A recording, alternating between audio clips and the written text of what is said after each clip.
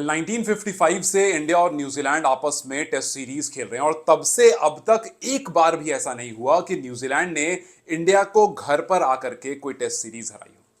2012 में last time ऐसा हुआ था जब इंडिया अपने घर पर कोई टेस्ट सीरीज हारा हो, लेकिन all these good days are about to go now. ये कह सकते हैं कि अब ऑलमोस्ट गॉन, और ऑलमोस्ट गॉन इसलिए कह रहा हूं मैं क्योंकि 300 से ऊपर की लीड हो गई है और 300 से ऊपर की लीड इंडिया को घर पर 25 बार मिली है, जिसमें से सिर्फ एक बार इंडिया जीत पाया है।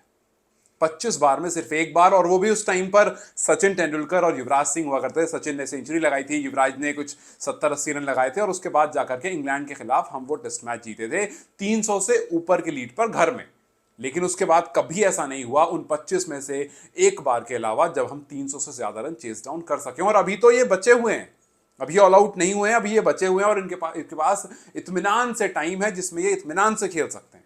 और इंडिया वापस से वही हो सकता है, क्योंकि अब ये वो इंडिया नहीं है जो स्पिनर्स को अच्छे से खेलता हो। नहीं, ये मैं नहीं कह रहा हूं, ये बात मशहूर सेमेंडोल ने कही है। सेमेंडोल जो कमेंटेटर है, उन्होंने कहा कि वो दिन गए जब इंडियन क्रिकेट टीम स्पिनर्स को अच्छे से खेला करती थी।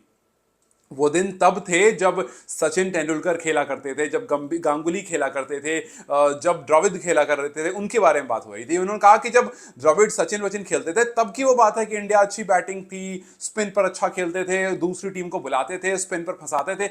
वो तब की बात है। अब वाली जो इंडियन टीम है, उनके सामने एक क्वालिटी स्पिनर आ जाए और ये सारे के सारे खत्म हो जाते हैं। और ये बात गलत नहीं है।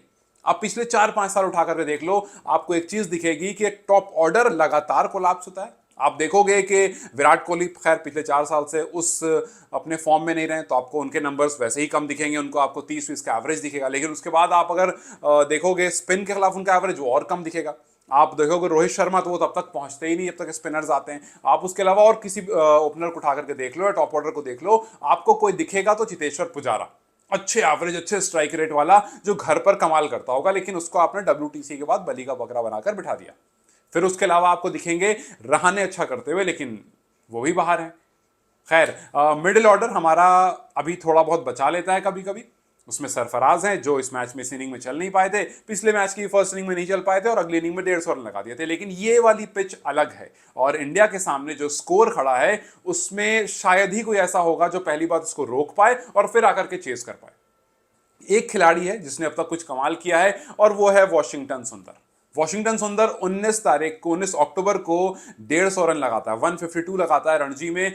20 तारीख को उसका बुलावा होता है, 20 को वो आता है, 24 को अपना पहला टेस्ट मैच लगभग 44 महीने के बाद खेलता है, फाइफर लेता है, 25 को उस फाइफर को टेनफर में कंप्लीट करता है, और जब बल्लेबाजी करने उतरता है तो नॉट आउट भी रहता है।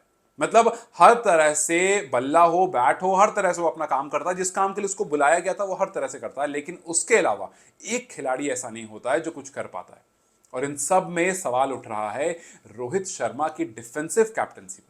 सुनील गावस्कर ने एक स्टेटमेंट दी है कि रोहित शर्मा इस पूरे टेस्ट मैच में काफी डिफेंसिव लगे। वो ऐसा लगा नहीं कि चढ़ कर करना चाह रहे हैं, ऐसा लग रहा है वो ड्रैग कर रहे हैं इनको कि चलो बढ़ने दो, एक मोमेंट आएगा जब हो सकता है ड्रॉ हो जाए। लेकिन अब वो लग नहीं रहा कि ड्रॉ वाली कोई सिचुएशन है, क्योंकि हमारे पास इतना टाइम नहीं बचा।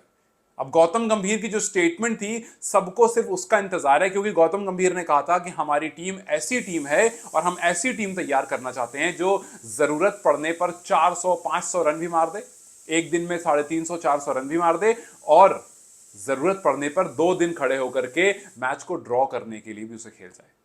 तो अब ये देखना है कि जो बचे हुए दिन है, जो बचा हुआ टाइम आपके पास है, क्या आप उसमें, क्योंकि अभी 24-25 ही हुए हैं सिर्फ, अभी आपके पास 5 दिन का ये टेस्ट मैच है और आपको खड़ा रहना पड़ेगा पूरे पूरे दिन अगर आपको मैच को बचाना है तो इस मैच को ड्रॉ करने का तो खैर कोई चांस नहीं है। अब देखना है न्यूजीलैंड कितने लंबे लीड जाके हमें देता है, और उसके बाद क्या हमारे बैट्समैन, क्या कोई भी एक बल्लेबाज ऐसा होता है जो खड़ा हो पाता है, या फिर सेम वही केस हमें रिपीट होता हुआ दिखता है। क्योंकि न्यूजीलैंड के प्लेयर्स जो है वो खुद शॉक में है, वो खुद शॉक में है कि इंडिया के साथ ये हुआ क्या है। जी हाँ, मिचेल सैंटनर, उन्होंने कहा कि मैं बिल्कुल शॉक में था जब मैंने विराट कोहली को देखा वैसे आउट होते हुए, तो उनकी बॉल पर आउट। उन्होंने कहा कि मुझे भरोसा नहीं था कि विराट ऐसे आउट हो जाएंगे।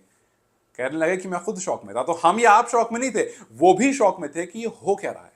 खैर पिछले 10 दिन में बहुत कुछ हुआ है। पिछले 10 दिन में हम पहले सीमिंग कंडीशन में नहीं खेल पाए, 46 पर ऑल आउट हो गए। फिर उसके बाद हमें स्पिन फ्रेंडली कंडीशन मिली, वहां 156 पर ऑल आउट हो गए।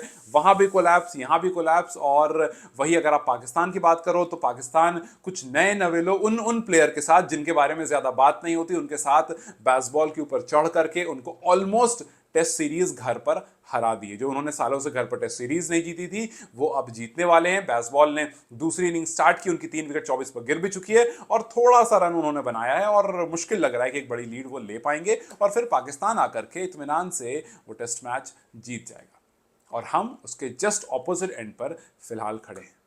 हम दूसरा मैच हो सकता है हार जाएं, हो सकता है जीत जाएं अगर कुछ बहुत ज्यादा जबरदस्त हो गया तो, लेकिन ये बड़ा अनफॉर्चुनेट लग रहा है। खैर चलो, वो तो वक्त ही बताएगा कि कितनी बड़ी लीड आती है और क्या वो जो 300 से ऊपर हमें जो लीड मिलती है और उसके बाद जो हम 25 मैचेस में से एक बार सिर्फ जीते हैं, क्या वो 25 में से एक अब 2 में कन्वर्ट होता है या फिर वो 26 में 1 बन जाता है, वो तो खैर वक्त ही बताएगा।